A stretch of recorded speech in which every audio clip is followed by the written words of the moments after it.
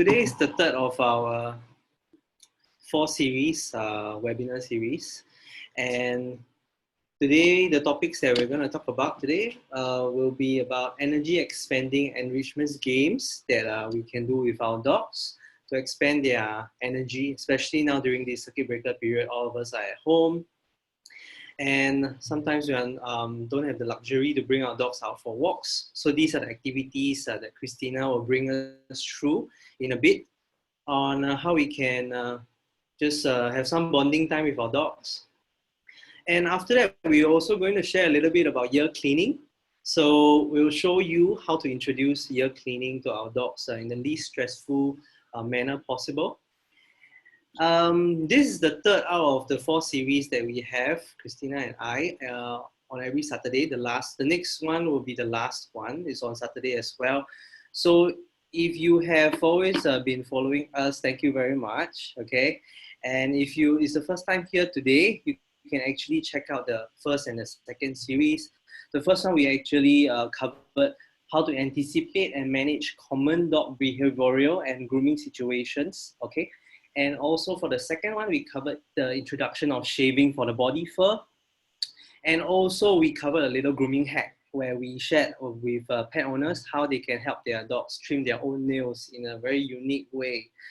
So let's begin with Kristina sharing a little bit about the enrichment games that we can have with our dogs at home during this period.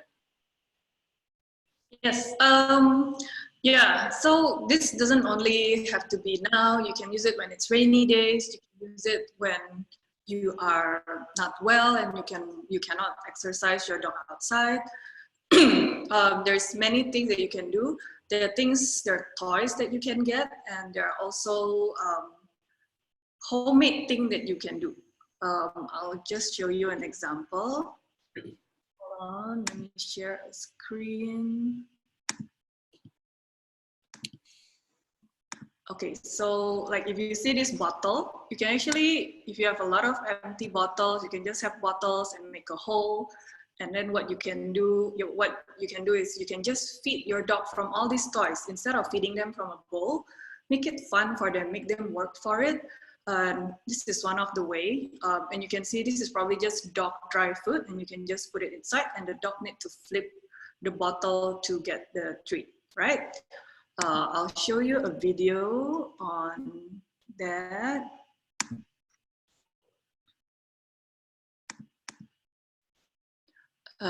So the one that I'm showing you is actually, let me pause this. So this is actually a scientist toy, and you can see there are holes here. You can have one with a bigger hole, or you can change it with smaller hole as well. And you, of course, when it's smaller hole, it's more difficult for the dog to get the treat out. And I'll just show you a little video on how to.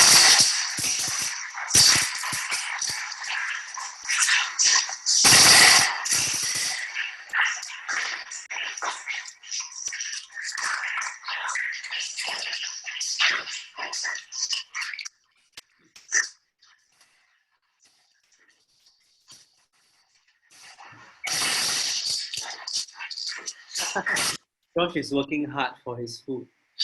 Yeah. Stop there. So this toy is Josh's favorite, and he really loves it. And you can see here, this is the bigger hole, and there is a smaller hole as well. And even though for Josh, this no longer takes as long as it was when we first got it, but every time he uses it, he'll be very satisfied and be very contented about it. Let me show another video of other toys. So we have this one where you need to lift up the peg and open the drawer to get the treat. So what we're trying to do here is to try to make them tired by using their brain. And we all know how tired we are just by using their brain, because at the end of a work day, when we're doing something difficult, it's always more tiring than just go for a job, for example. It's a different type of tired, but it's a good type of tired as well. So, hold on.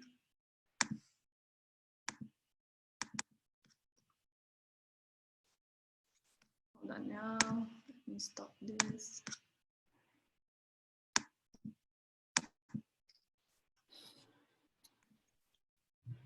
Okay, got it. So now,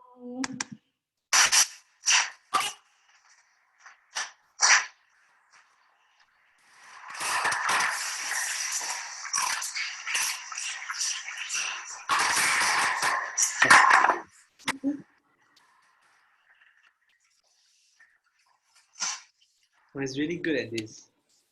yeah.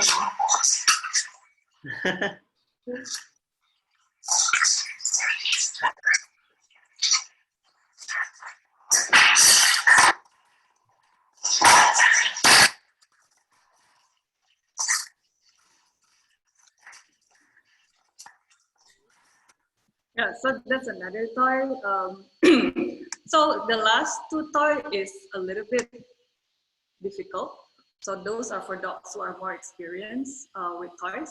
But I will also show you toys that is a little bit easier. For example, this toy.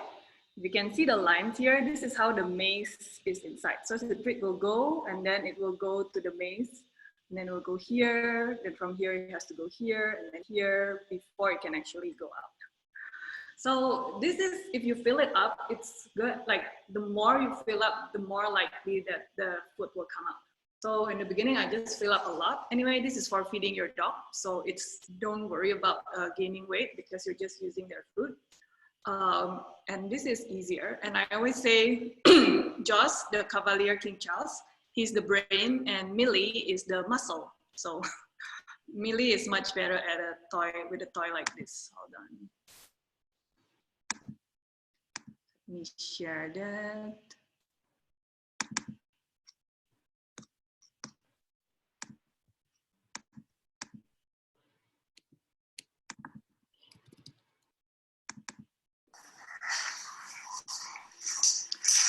Okay.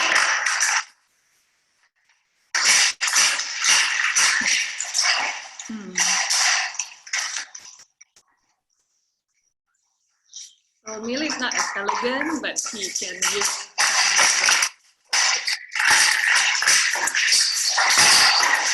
I can see the muscle there.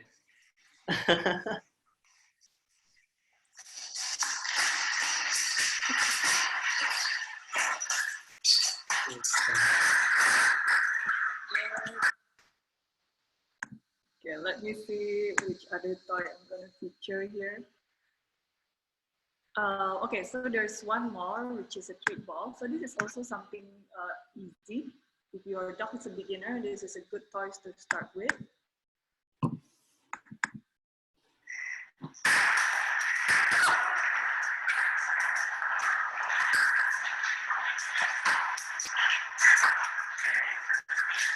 This ball it's not very noisy.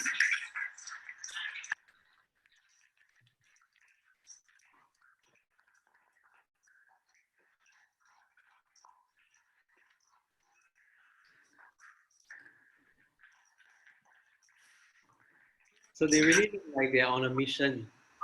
Yeah, and they do feel good doing it, because when you're good at something, you kind of have this sense of achievement, and then it's also build your confidence. It's the same like when you're unemployed and you have nothing to do and you have nothing going on in your life, you feel very down. But then you got a job, then you're good at it, and you can solve problems. It just gives life more meaning. And of course, it also slow down, especially for those dogs who just keep like, and just eat everything within 5 seconds. It's good to slow down their digestive system and everything. So it's always a good way. And I'm also going to show you how to do a nose work, meaning teaching a dog to search for a scent. And let me show you a slide. So I showed you this slide before. So you can use nose work in real life, like to detect diabetes. So if the blood sugar is of a certain level, this dog is gonna alert the dog owner like, hey, you need to inject some insulin now. And this is very often used in children with diabetes because it's very difficult to get tested all the time. And it's also difficult for children to know when they feel a bit uncomfortable or they need more insulin. Then you can also have this rat that locate landmines, and they also detect tuberculosis. And you're training the rat because they're much lighter. So for landmines, if you're heavy as a dog, the landmine is going to explode. So these rats are helping a lot in area where there's landmines. Eventually, it can also be used for search and rescue. There is some sniffing cancer dog, narcotic detection, and scent detection of money in the airport just to stop people from smuggling money. So although this game sounds very simple, eventually in the real life, it's actually used at a very professional level. So what can you do? All of us now at home, we have a lot of delivery, a lot of cardboard boxes. So we're gonna use cardboard boxes. And another thing that you need is a treat now. So treat is something that is natural that they will look for it. So we use treat first, but eventually you can use other scent to teach your dog how to look for a particular scent.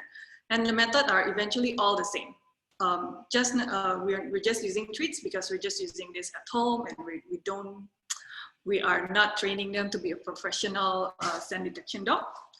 But you'll need like maybe 5 or 6 of these, and then you put a treat in one of them. And the idea is not to let your dog open the box and take the treat from it. The idea is your dog locate which box has a treat, and then they kind of have to give you a signal, like they have found something. So for Joss, the signal is like he will put his paw on the box. For Millie, she's just gonna sit down and look at me. So I took a video of how Joss did this. So let me share that as well. And it's something very easy. You can just use anything that you have at home, boxes, treats, or any container. And homemade this nose work.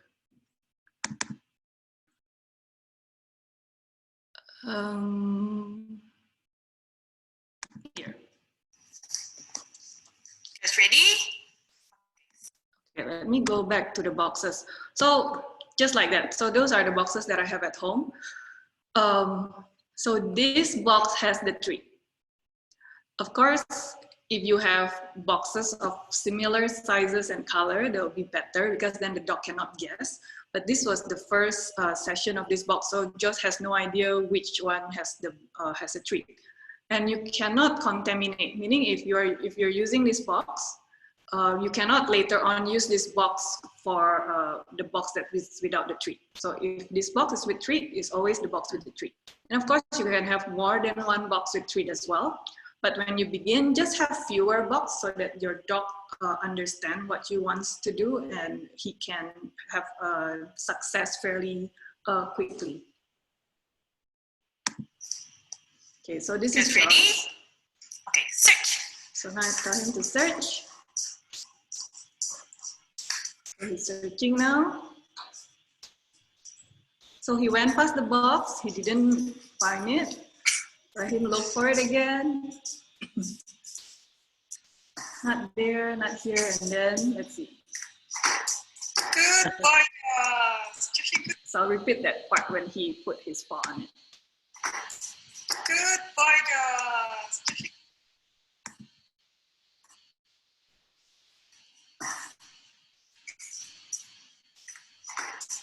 Good boy, Joss. Good boy. Yeah. So you can see there, the idea is not for Joss to try to destroy the box or anything, but the idea is for him to find it, locate it, tell me that he found it, and then I'll reward him with a treat that's from my hand. So that's also a very fun game, and just need to do it, both Joss and Millie just need to do it like 2-3 times. And after that, they were like, oh, tired.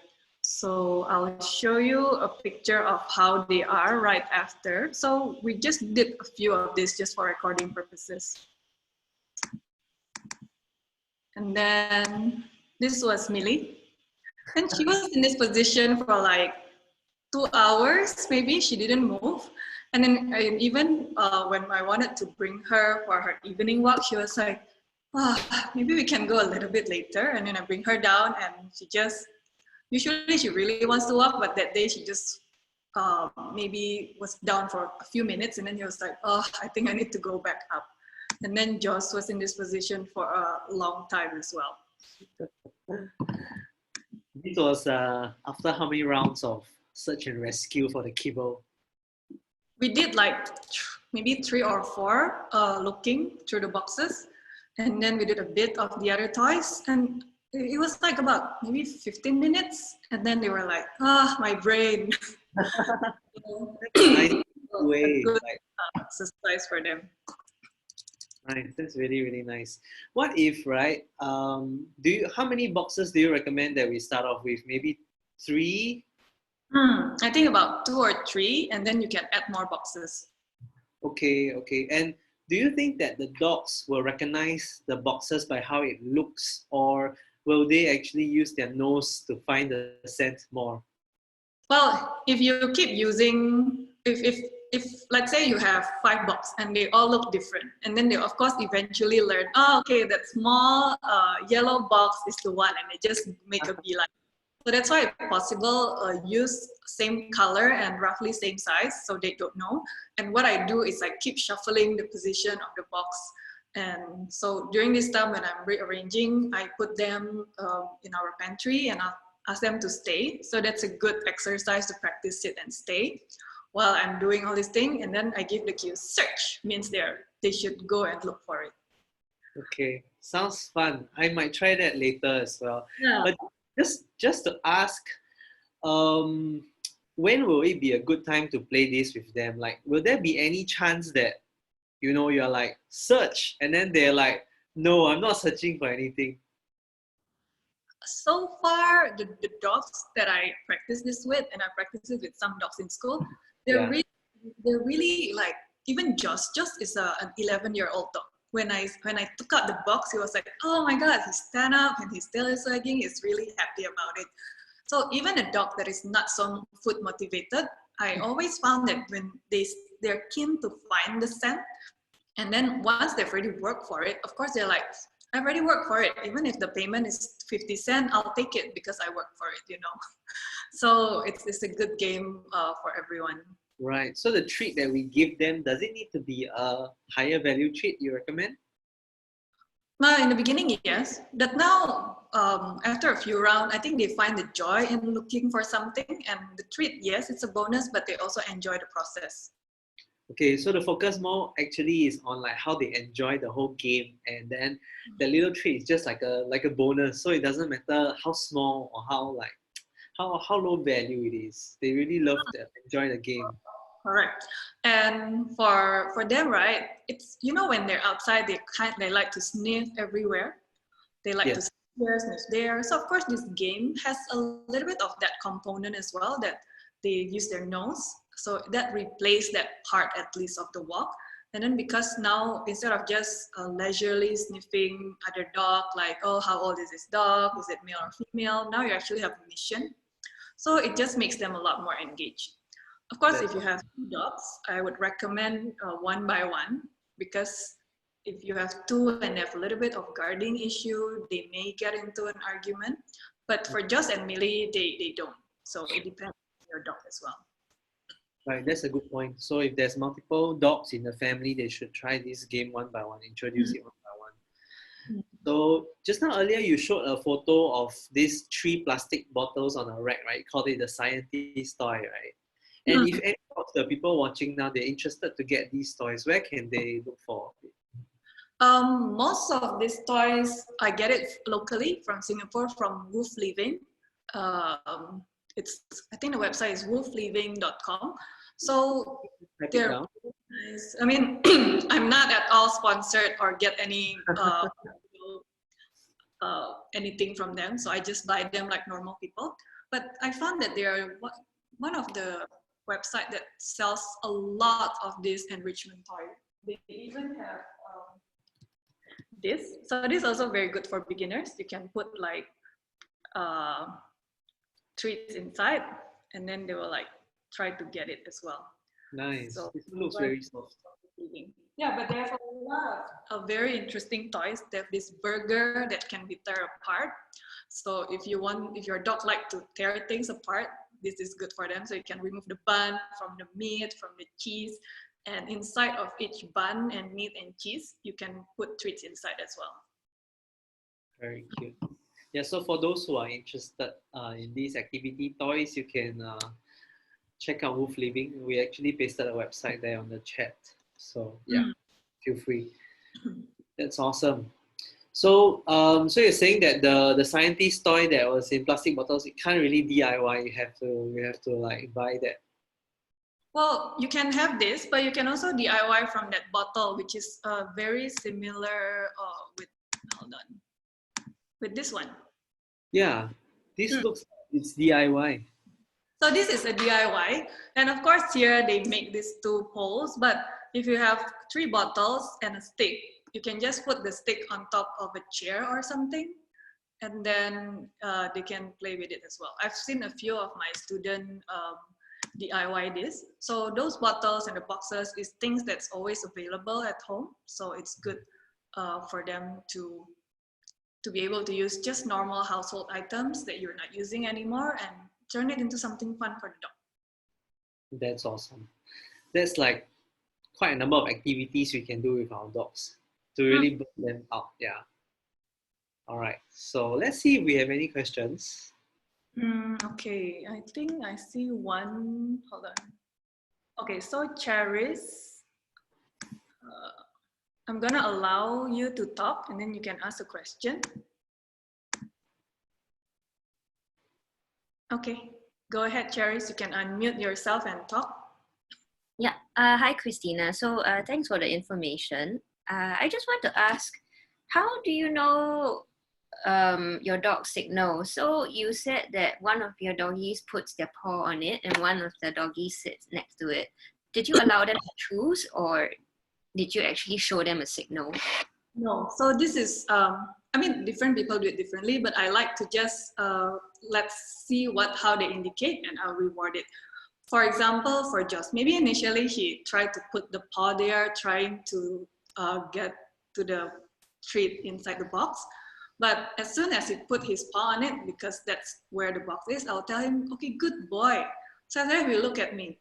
Then I'll give him the treat. So he knows eventually that whenever he found the treat in the box, he'll just put his paw and he's not going to like continue digging or anything. I see. Okay.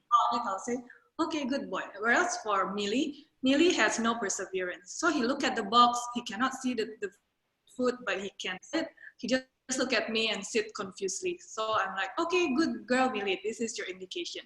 And I have some dogs who may put their chin on the box, some dogs who lie down to indicate. So as long as they indicate it, you reward it. Eventually, they're just gonna stop at the point where you reward.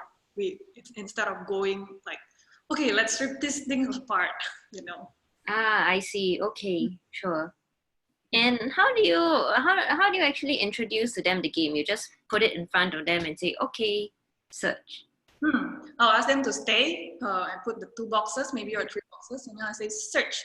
And of course, naturally, they can sniff something, and if there's something new, especially there's a smell of food, they'll try to look which one has the food. I see. Okay, thanks. Thank you. Okay. We have one more, Lydia. So Lydia, I'm gonna allow you to talk. You can unmute yourself and talk. Searching of the box. You are saying that the treat must be in the same box consistently, right? So won't the dog be able to identify and just go do a beeline for that particular box? Well, you don't have to use that one box particularly, but the box that's already been used for food, do not reuse it for empty box because they can smell the traces of it. So if you can use 3 or 4 different boxes, but those are the boxes who are that's used for treats.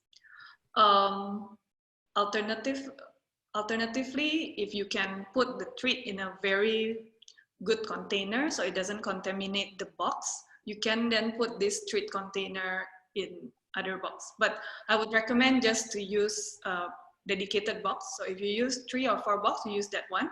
But you want all the boxes to be around the same size and around the same color, so that the dog can no longer differentiate it by just looking. But dogs are really smart. I once put this cross, because all the box looks the same. So I just put this cross on the box that has a treat. And Millie, of course, did not figure it out. Millie is not the brain, but Joss then now can identify. So you put a cross on this box, even though all the boxes are identical. So after that, I learned that, okay, I cannot use that. I have to use something a little bit more subtle. So, but most box, you can just, you know, make sure this box you put a little dot, and although all looks the same, then you will know that's the one and your dog will not know. What if I put the treat inside a small little Ziploc, but not completely seal it and put inside the box? Do you think that will work? And I can just do it on other boxes, because it's very difficult to find boxes of the same size, same color, and all that. You know? Yeah, that will work. So what you can do, I like to use any maybe small. Okay, this is actually a treat container, but I use some container like this and just put a few holes on it. Then you can actually move the container into different boxes. Okay, thank you. Thank you. Yeah, Lydia was asking the question about like how we cannot let the dogs identify, right? And then at the end of the day, I think we also played a game. Yeah, I think they're training us as well. Yeah, and I know. you use this small container, and you actually hide it in different area, even outdoor, like cars, because that's what scent detection dogs do to search for narcotics and everything. So eventually in the house, you can put it in various area, under the table, behind the door, but they need to know that we're playing this game first now. Any questions, or anyone else have any questions? How about Facebook? Oh yeah, let's check the Facebook.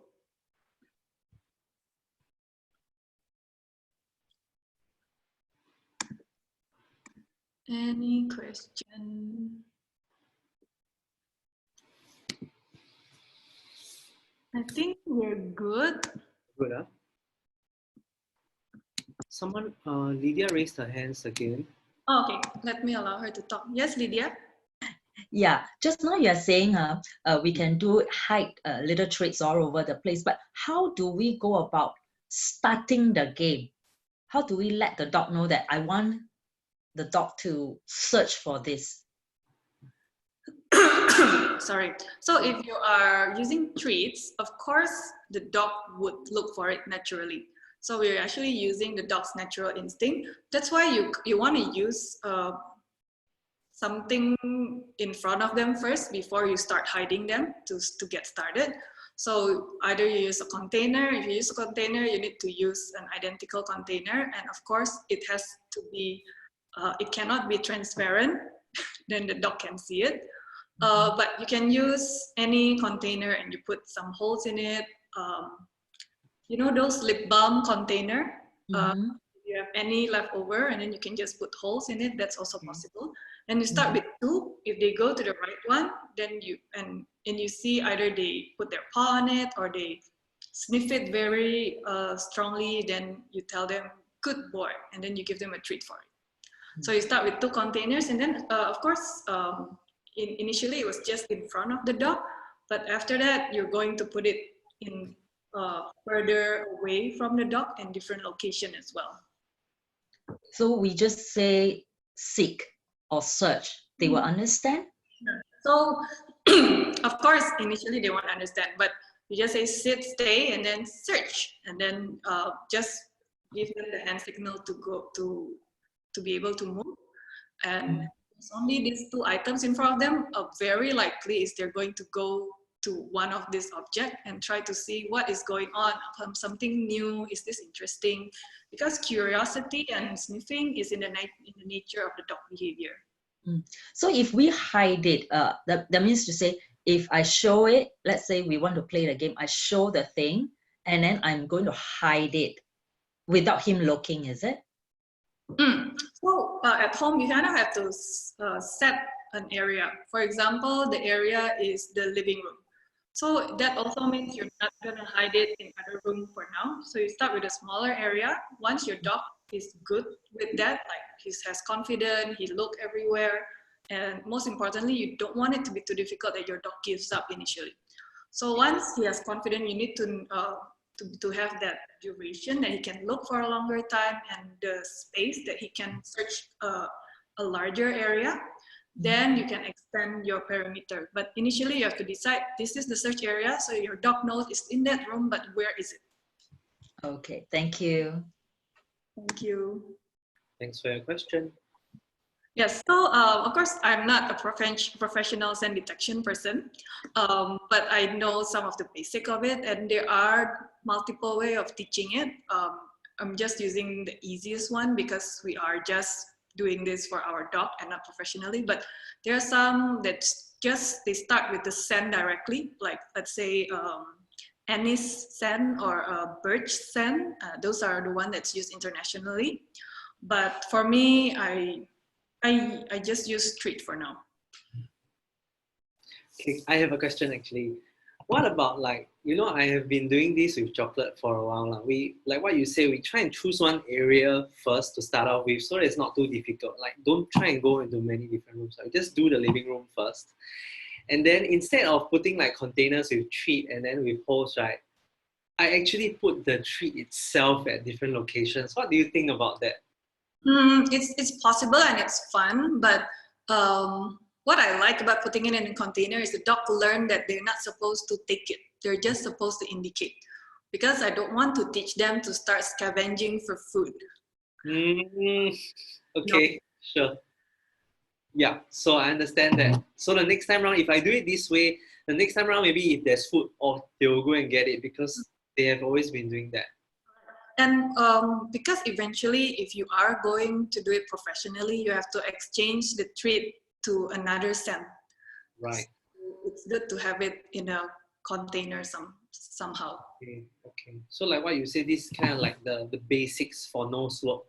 Even from there, they transit into being professional, like work. Build the drive first. The drive to search and find something. Very nice. All right. Yeah, I mean, I myself, I learned a lot from this and I'll probably try out some of the search and rescue work later with chocolate. Now that I know that, you cannot just, it will be better to put like little containers with treat in there so that you can exchange that search for a reward instead of taking the treat off the ground and taking it as is. Yeah, I think that would help him become not a scavenger, like what you said. Yeah, that's awesome. Yes, let's move on to the next part. Is there anything else that you want to cover? No, I think let's go to the next one. Just have a quick look on Facebook if anyone has any question. Sure. But I think you can start. All right. So what I'm going to cover now will be grooming related, and we're actually going to cover a little bit about the ear cleaning today. So for ear cleaning, everybody understands it as we have to do it now and then regularly, but not too regularly as well, because after all, having a little bit of earwax is actually pretty good for our dogs, because the earwax serves as a purpose as well. It can help to trap any dirt coming into the ears. So for me, I usually recommend pet owners to clean their dog's ears, if they have normal ears, to clean it about once a week or once in 2 weeks. And what I usually recommend pet owners to prepare will be usually like just some cotton pads and then a ear cleaning solution, okay? And of course, some Q-tips. We'll go into detail moving forward, but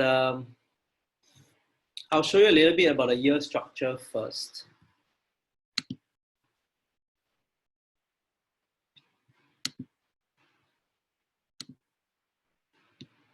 So for our dog's ears, it actually looks like this, right? So it's actually a L-shaped canal here. And what we are cleaning actually is up to this area only, just here. So this is the area that we are able to see and what I usually clean. Anything deeper here, we usually leave it to the ear cleaning solution to do its work because we are not able to reach this area. And this area even, right, there are nerve endings around this area that if you go too deep, your dog will have some reaction and some discomfort. So whenever we clean the ears, we're just cleaning this outside area. So this ear canal view is actually a very ideal dog ear where there's like, it looks very clean and there's no ear hair. Some of the dog breeds out there like schnauzers, poodles, maltese, actually the single coated breeds, the dogs that have hair that grows indefinitely, have hair growing from inside the ear canal. And these hairs actually get in the way when you're actually trying to clean the ear canal. So for these dogs, it can get a little bit more tricky when you're trying to clean because the hair itself, it traps the dirt. But nevertheless, I'll still show you a little video of how ear cleaning is done before letting Kristina take over with regards to the introduction of the ear cleaning procedures and how we can make it least stressful for our dogs, because I feel that that is most key. At the end of the day, if we are unable to help our dogs feel safe, it won't be an easy time for both your dogs and ourselves. So we'll take a look at that as well because that one's really important. So let's go on to the video, which I actually made this morning with chocolate. Okay, so as you can see, okay, I actually use my index and my thumb to flip open the ear flap. Okay, this is for dogs that have floppy ears. So flip it open, and then what I'll do first is I'll use the cotton pad, okay, with ear cleaning solution to clean the mess of the ear first. Okay, so we use the cotton pad to clean whatever areas that we can reach with our fingers. Okay, even the ear flap, we have to pay some attention to that as well. This is because the reason being, when the ear has dirt on any area of it, if left unattended for a prolonged period, the skin reacts to whatever is in the dirt, bacteria, so on and so forth, and then it might lead to ear infection. So you want to make sure that every area that you can reach outside the ears are clean, and then I'll use a Q-tip to clean 5 areas, 5 specific areas in the ears. So I hope you can try and pay attention here. This is area 1, followed by 2, 3, and you can see you can actually get some dirt out there already. 4, okay? These are the dirt that is trapped within the folds that our fingers cannot reach, but the Q-tip can reach. So if you to read articles or magazines about using Q-tip for our dog's ears, or even some advice from professionals, some of them would say that never ever use a Q-tip. But actually the Q-tip can be very, very helpful if you are using it properly and you are using it to reach areas that your fingers cannot reach. But it's areas where you can see, you know, and you're not merely pushing dirt into the ear canal. A lot of times, professionals will ask you not to use the Q-tip is because we're all worried that you're not able to use it properly and you are just pushing the dirt into the ear canal. So when you use the Q-tip, it is a scooping action, okay? And you're actually cleaning where you can see. Then repeat the video one more time so you can have a look.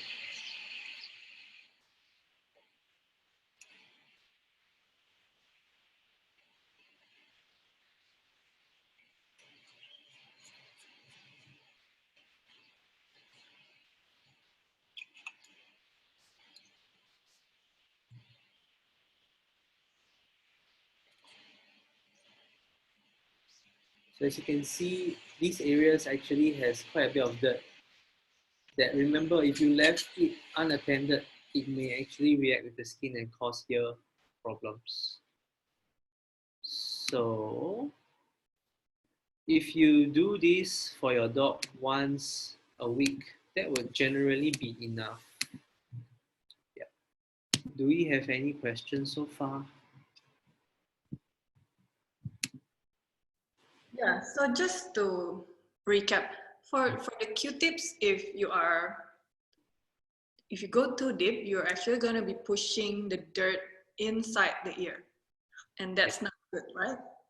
Yes, that's correct. So we're not going to go all the way down to the base. You know, some people say like, the dog's ears is L-shaped, so it's okay to just poke it into the base because it doesn't hurt them. But no, because as you go in deeper, right, the ear canal also is quite narrow, so you're not able to clean it. What you're doing is essentially when you put the Q-tip in, you only can push it in. So that's why when we recommend pet owners to do it on their own, we don't recommend to go so deep. And when we use the Q-tip, it's scooping action, and we're only cleaning where we can see. Yeah. So anywhere that you cannot see, leave it to the professionals. So how often do you usually clean Chocolate's ear? For Chocolate, his ears are honestly, I don't feel it's that dirty because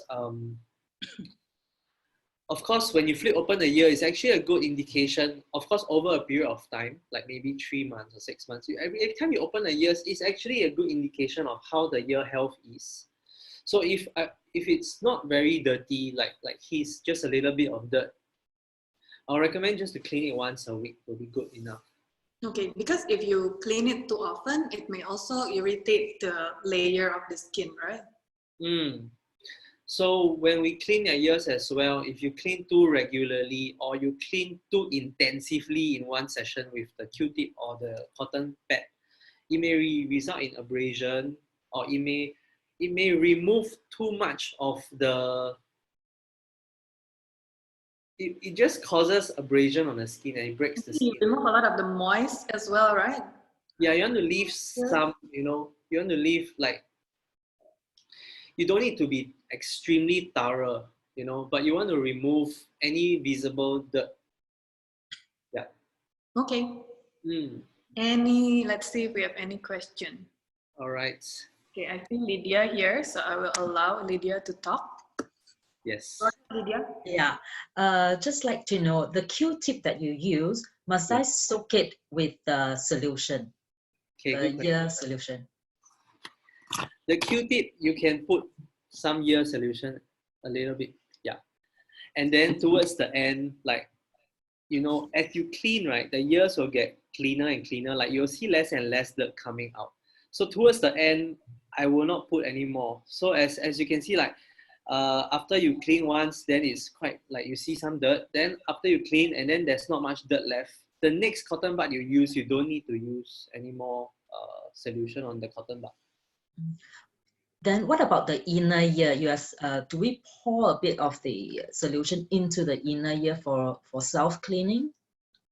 Okay, for the inner ear wise, for myself, for my dog, right, because his ears are actually quite okay, I only put in a little bit of solution, maybe say once a quarter or once every 2 months, okay? And the way I put it is very crucial, because if you kind of like use this and put it into the ears direct, and you do it in a way that scares the dog or shocks the dog, right, then it'll be very hard to do this moving forward. So what I would advise is, if you really, really need to flush the ears, right, or put some solution into the ears, you can actually soak a cotton pad and then just gently clean the outsides and allow some of the excess to flow into the inner ear canal. When this ear cleaning solution gets into the inner ear canal, that's when you can start to have a little bit of massaging on the base of the ear, so that the ear canal dirt can break down and then gets expelled after the dogs shake their head. So actually, I don't need to put a lot of the the solution into the inner ear. Yes. Because currently I used to just, like what you say, squeeze from the bottle into the inner ear. So it's not healthy actually. It's actually not very necessary to do that too regularly. I noticed. Yes. Yes. So Okay. you can do that only when necessary, like when you feel that your dog's ears are extremely dirty or the vet recommend it. Yeah, then you do a flushing. If not, you actually just need to clean the outsides and then only put some solution, maybe say once in 2 months or once a quarter. I see. Okay, Ken, thank you. Welcome. Okay, thank you. So just to recap, whenever usually flushing is recommended by the vet, and when they indicate it, generally it's because either the dog ear is very dirty or there is any infection or something like that. So if your dog's ear is not dirty, and you don't need to clean it, because then you're just gonna be irritating the layer of the skin that provide that moist. And also a little bit of wax is useful. Like there's a use on earwax is to capture the dirt and the allergen from outside, which to make sure it doesn't go inside the ear canal. So don't be too like every single dirt you have to like clean it every day, twice a day. And then at the end, you're gonna be bringing your dog again to the vet like, oh, my dog ear is red and like there's some abrasion, then we're creating a different problem. Yeah, at the end of the day, it'll be good to have a little bit of a balance. You don't need it to be extremely pristine, clean all the time. If not, it's very easily susceptible to getting like infections moving forward. Because a little bit of bacteria or the skin reacts really because it's so used to being clean, very clean, such that if there is a little bit of dirt, it just flares up. So once a week, I would say is good for normal years. Yeah. Of course, we go by the dog as well. Like Jaws, I clean it once in a week or once in 2 weeks and I don't see any dirt. But for Millie, she just produced more wax, so I clean it a bit more regularly. Yes, that's correct. Do we have any other questions? Not here, but let me see on Facebook.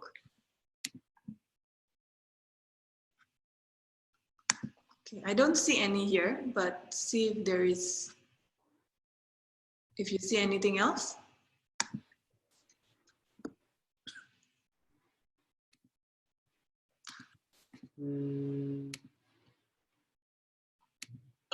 Good boy, and then you give them a treat for it. So you start with 2 containers, and then of course, oh sorry, I'm looking at the Facebook and now it's playing on its own. Okay, there's no question. Do you still have anything to add on? Okay, how can pet owners introduce ear cleaning to their dogs? What do you think is a good way to help them not be introduce it and not be too stressed about it? You don't want to, like, you also don't want to bubble wrap your dog too much about it. If your dog is fine, you can take a faster step. There are some dogs that's extremely sensitive, and those you need to pay more attention to. So as usual, I always think, what kind of element does the dog have to experience here? First, it's gonna smell this ear cleaning solution that smells like chemicals. So some dogs doesn't care about it, then you don't have to do any work about it and just start doing it. But if your dog like, oh, this smells, and they start running, then of course you have to do some work about it. So for dogs like that, I'll start just pouring the solution into cotton pads or cotton balls. Just let him sniff it and then give a treat. Let him sniff a little bit and then give a treat. But if your dog doesn't care, don't bother doing this. Don't always, you don't have to desensitize your dog for every single thing. So you desensitize your dog for things that he may not like. Let me see if I can wake up Millie. Millie is sleeping. Millie? Millie, come. Go to the mat.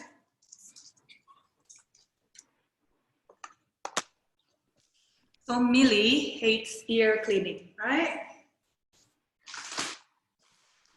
Partially because when she was very young, she has quite a bad ear infection, and that's always unpleasant for a young dog. So after you do, if your dog is sensitive to the scent, you can just pour a little bit and then give a treat, present and then give a treat. The next one is you also want to pay attention of the temperature of your ear cleaning solution. Some people actually put this in the fridge. I have to look, is it? So it just say room temperature is enough for this is ear cleaning solution. What happens is if you put this in the fridge and then you pour it in, it will be very cold, right? So you want to make sure that the solution is at least room temperature before you apply it. It's almost like applying an ice and put it in your ear, and it will be very cold rather than just putting something of, you know, room temperature for the dog's ear. So her favorite treat, because ear cleaning is not her favorite thing, but she's now, I would say, fine with it. So the second thing is after,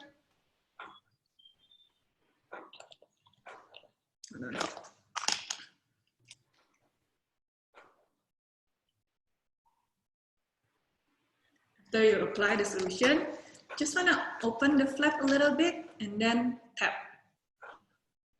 So then you kind of let the dog know, maybe you want to move a little bit here? Okay. So the dog knows what to expect. You give them a small taste of it. And then the next one, you can go a little bit more. Good, go. Of course, for Millie now, I could just clean her whole ear, both ears. When I'm done, then I'll give her like one treat. She probably thinks I'm cheating on her payment. Yeah, so as Desmond said, just go slowly like this. So I'm going a little bit longer. And then with the treat. Of course, same thing. At any time, Millie is allowed to move away if she wants to, and she can come back again. But so far, Millie has always come back. Right, Millie? Yes. So sometimes they're also more sensitive in one ear than the other. And then you do more work on that one ear than the other. I actually have one question, Kristina. Mm. You know, some of the dogs, when they smell the ear cleanser, especially after they have been through a bad experience, right? Mm. We have pet owners saying like, oh, when I try and clean, when the dogs smell the ear cleanser, they just run away already. Mm. So for those kind of scenarios or pet owners like that, what will you advise them with? So since that particular solution already have a negative association, I would probably just get something that smells totally different and you start from zero. But of course, again, you kind of just, you want to sniff this? And then you sniff it. And you want to do it very short duration. You don't want to make it an exercise, kind of just sniff it 1 time, 2 times, 3 times, you get a treat at every time, and then you keep it. And you want to do it for a few days until when he sniffs this, your dog will be like, oh my God, that's the smell that means that I'm gonna get a treat. And then you can start doing other things. So the key would be to put the ear cleanser away before the dog actually chooses to walk away. Yeah, I mean, you want to build, I mean, they don't need to love ear cleaning, but I don't want them to be afraid of it. Because who likes ear cleaning? It's like, who likes going to the dentist? But I've seen a few dogs that loves it, but it's not, like most of the dogs will be like, ah, man, this is the time of the day again. But as long as they know what's going to happen and they're not afraid and they're not in pain, they're not anxious, it's fine, and they'll get a small treat afterwards. The only thing that you want to make sure is that like you don't want the dog to be tolerating. For example, today Millie is like this, and then the next day she's like this, and then the next day she's more and more afraid every day. Then that's not good. So if you see your dog starting to develop some fear, means you have to take a step back and you have to start with something that is easier and something that is smaller steps. Sounds good. Sounds good.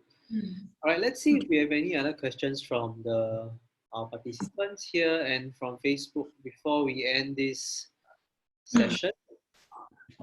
So does anyone have any last questions here before we end this little sharing session today?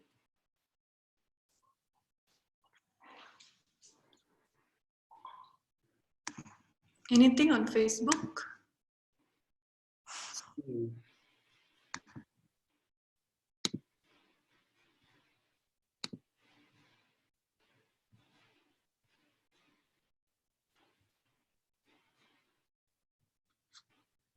I don't see any questions on Facebook. Me neither. Okay, So let's sum up what we actually shared today. So earlier on, Kristina shared with us some really fun activities that we can do with our pups. We can even try it today with the boxes that we have at home. And also share a little bit of insights about how nose work actually can be even used in professional settings, like the dogs we see at the airports, or the dogs that actually help us to sniff even diabetes, out in little kids, to see when it's ready for the insulin jabs and such. This is really, really interesting. And we also talked about how we can introduce ear cleaning to our dogs in the least stressful way possible, and also how we can gradually desensitize them to that procedure, together with the technical aspects of ear cleaning. Is there anything else? Yeah, I think just one note. If your dog tends to grab things and put it in their mouth and swallow it, like the Labradors, most of my students who call me oh, my dog swallowed something, will be like the retrievers. So I would suggest not to use small containers, just in case they just put it in their mouth and try to swallow it whole. So know your dog and know what it's safe and what's not safe for them. Of course, for dogs who has no interest and wouldn't do such thing, is probably all right. Yeah, and I think thank you for the questions today. Very good questions. Then I actually explained things that otherwise I would have missed. Yeah. So thanks. We'll have one more session, which will be the last one, next one. And we'll post the information soon as well. All right. Thanks everybody for your time. We'll see you next week. Thank you. Thank you. Bye. Bye.